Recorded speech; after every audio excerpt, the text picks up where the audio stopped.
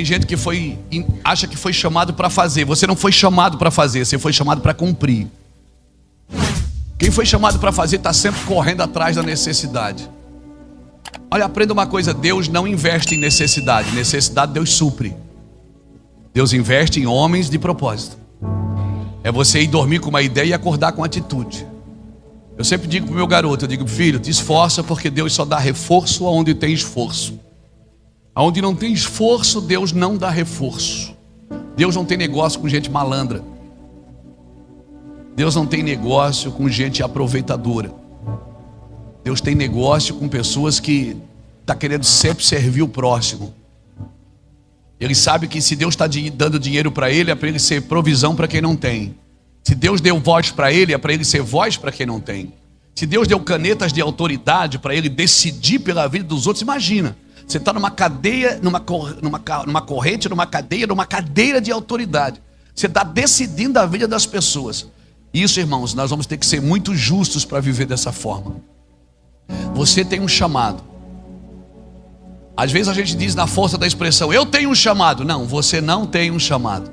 É o chamado que tem você. Se você achar que você tem um chamado, você vai querer usar o chamado do seu jeito. E não é... O chamado não é seu, é você que é do chamado. Chamado é uma chama queimando dentro de você. Chamado é aquilo que deixou você apaixonado em servir. O chamado, ele queima em você dia e noite. Você pode ser chamado para o púlpito, você pode ser chamado para viajar, você pode ser chamado para ser um empresário. Alguém esses dias me perguntou: pastor, o que é mais espiritual, ser empresário ou ser pastor? Eu disse: eu pergunto para você, o que você acha? Ele disse: eu sou empresário, o senhor é pastor.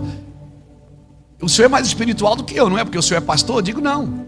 Quem te deu essa empresa? Ele disse: foi Deus. Eu digo: o que torna as coisas espirituais nas nossas mãos é a fonte de quem recebemos. Porque tem empresário que foi Deus que deu a empresa, e tem pastor que não foi Deus que deu a igreja. O que torna a coisa espiritual na minha mão, até porque a igreja não abre, a igreja nasce. Ela nasce, que abre açougue, padaria, mercado. Eu não acordo um dia com vontade de abrir uma igreja, porque não tem mais vida. A igreja, ela nasce de uma vontade divina, que alguém que Deus resolveu pegar, e a partir dali aquela pessoa não tem mais vida própria, acabou a vida dela. Às vezes as pessoas querem o ministério e elas não sabem o que elas estão pedindo. Alguém me perguntou uma vez: pastor, define para mim o que é ministério. Eu digo: ministério é uma chamada incrível, dado a alguém inadequado, para fazer algo impossível por um tempo indeterminado e sem o dinheiro suficiente. Ele disse: é isso? Eu digo: é isso. Você quer? Você nunca vai poder ter mais recurso do que visão. O dia que você tiver mais recurso do que visão, é porque não foi Deus que te deu essa visão. O recurso sempre vive dentro do propósito. Deus nunca dá o recurso sem primeiro dar o propósito. E eu e você precisamos entender isso. Como é que eu sei que foi Deus que me chamou para algo? Quando Deus te chamar para algo, você não sabe fazer. Segundo, você não tem o dinheiro para fazer. Terceiro, nem você acredita que vai dar certo. E aí você sabe que foi Deus que mandou mesmo, porque só Deus acredita em alguém como a gente. E eu não estou tentando ludibriar você, não. Eu estou tentando acordar você para uma verdade. Só Deus pode te chamar e só Ele pode suprir esse caminho. Por isso eu não posso aprender com a terra a cuidar das coisas do céu. A terra... Quem é da terra pensa na terra. Eu posso estudar, embora eu seja um ser biológico, eu sou biológico, porque eu como, vou ao banheiro, tenho sono, tenho fome. Eu também sou um ser sociológico, porque eu fui criado para viver no meio de gente, não foi para viver sozinho. Eu também sou um ser psicológico, porque eu tenho sentimentos, emoções, pensamentos, desejos, vontades. Mas acima de tudo eu sou um ser espiritual. Amém? Então o meu psicológico, o meu biológico e o meu sociológico não pode roubar a essência espiritual da minha vida, porque eu sou um ser espiritual. Um dia o que é da terra vai voltar para a terra, E um dia o que é de Deus vai voltar para Deus. Então eu não posso aprender, eu posso estudar administração, mas entender que quem administra a igreja é o Espírito de Deus. Eu posso estudar, posso fazer terapia de grupo, eu posso aprender muitas coisas para servir na igreja. Mas eu preciso saber que a Bíblia tem uma pegada diferente. Por quê? Irmão, eu sou coach. Eu estudei, treinei todos os meus instintos para ensinar empresários. E palestro no meio deles, no meio de jogadores de futebol, ando no meio dos vestiários pregando para jogador de futebol. Tem uma graça de Deus, mas na Bíblia, no púlpito, é Bíblia. Não entre com outra informação. Por quê? Porque aqui na Bíblia, o Evangelho, ele fala sobre a sua força, mas sem abandonar suas fraquezas. Não adianta você aprender tudo só para fortalecer a sua força. Você precisa ter consciência da sua fraqueza. Evangelho, ele vai trazer a consciência da nossa fraqueza. Diga ao fraco: eu sou forte. Das trevas é que nasce a luz. Da fraqueza é que nós tiramos força. Por isso, eu e você não podemos perder a consciência da fraqueza. E o Evangelho faz muito bem isso. Ele me ensina a ser forte, sem perder a consciência da fraqueza. Sem entender. Lembra que tu és pó. Lembra que tu és pó. Eu não posso esquecer isso. E sair achando que eu posso fazer qualquer coisa porque Deus é comigo. Eu me lembro da época que as pessoas botavam a mão no carro das outras e tomavam posse. Você lembra disso? Eu tomo posse desse carro. Não põe a mão no meu carro não, vai trabalhar. Era um tal de tomar posse. Irmãos, tudo que Deus construiu pela palavra. Eu não estou com isso tentando anular a palavra. Eu estou dizendo para você, você tem um chamado. E você não vai ser feliz fazendo outra coisa a não ser aquilo que Deus te chamou para fazer. Pode ser dentro de uma escola, pode ser dentro de uma creche, pode ser numa repartição pública, pode ser como advogado, pode ser como médico, pode ser como doutor, pode ser como gari. Você vai ser feliz fazendo o que Deus te chamou para fazer. E nós precisamos abandonar algumas mensagens de púlpito que só ensinam as pessoas a conquistar, não ensinam elas a se submeter. Só ensina a conquistar. Parece que o mundo não tem lugar para quem não conquistou nada. Você senta com uma pessoa no avião, você conversa com ela 1 hora de voo. Quando o avião está pousando, você pergunta: valeu, foi muito bom viajar com você. Como é o seu nome mesmo? 1 hora depois você pergunta o nome. Porque para essa geração é muito mais importante o que as pessoas fazem do que aquilo que elas são. Mas para Deus você é importante ainda por aquilo que você é. Você é de Deus. Amém, irmãos? E eu quero te desafiar a entrar nesse lugar. Abra sua Bíblia comigo em Lucas capítulo 13. Não tem ninguém piedoso, não tem ninguém bom. Uma pessoa que se considera piedosa mais do que as outras, ela está vivendo em perigo eminente de se tornar hipócrita. Não existe bondade suprema em todo mundo. Eu e você precisamos do coração de Jesus. Aleluia. Amém, irmão? Amém? Lucas capítulo 13, versículo de número 6 diz assim: então Jesus proferiu a seguinte parábola. Certo homem tinha uma figueira plantada na sua vinha. Certo homem tinha uma figueira plantada na sua vinha. E vindo procurar fruto nela, não achou.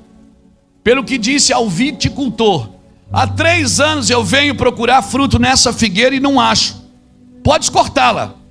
Para que está ainda aí ocupando inutilmente a terra? Corta. Ela não está dando, serve para nada. O viticultor respondeu: Senhor, deixa ainda este ano, até que eu escave ao redor dela e ponha estrume. Ou algumas traduções diz esterco. Se vier a dar fruto, bem está.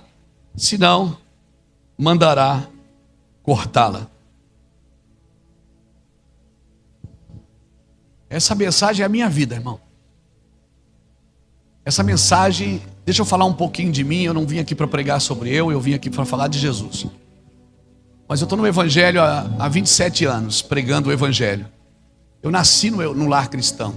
Meus pais eram presbiterianos, meus avós, bisavós. E quando eu tinha 14 anos, meus pais se separaram. E depois, eu não tinha bem 14, tinha 13 anos. Então a vida desandou, minha mãe perdeu o rumo, os filhos perderam o rumo, e a gente foi tudo para a rua. Eu, meus irmãos, fomos crescendo, fomos para as drogas. Quantas noites eu passei numa esquina vendendo droga e cantando o hino da igreja. Drogado e cantando o hino da igreja. E as pessoas diziam: mas você não é crente? Você não é, isso aí não é hino de igreja? Eu digo: eu sou crente. Tinha uns que faziam: Deus me livre, com medo. Eu disse: não, fica tranquilo. Eu drogado, eu falava para eles uma coisa que eu não entendia naquela época, hoje eu entendo. Eu dizia assim para eles: o diabo pode ter a minha mente, mas nunca terá meu espírito. Porque a pessoa que serve a Deus, ela serve a Deus na alma, irmão. A pessoa que serve ao diabo, ela serve o diabo na alma, não no espírito. O espírito não reconhece outro Deus, a não ser aquele que... Por isso que no inferno não tem adoração. Porque a pessoa que vai no inferno, ela vai no espírito. O espírito não reconhece outro Deus. Por isso que o inferno é um lugar de choro e ranger de dentes. Porque tem demônios? Não, porque demônio tem aqui também, é porque Deus não está lá. E o espírito não reconhece outro Deus. Por isso que quando uma pessoa endemônia, quando ela volta, ela não sabe o que aconteceu. Porque a sua alma é seduzida. Mas uma pessoa espiritual, ela não perde o rumo. A sua mente é renovada dia após dia. Uma pessoa que anda no espírito, a sua mente é renovada. Ela vai se tornando criativa no meio do caos. Ela não fica reclamando do caos, porque é nos dias de caos que nascem os homens criativos. É no dia das trevas que nascem os homens de luz. É exatamente quando parece que tudo está perdido, que Faraó manda matar os meninos, nasce Moisés, o libertador. Parece que quando o mundo está num caos, Deus levanta os seus homens.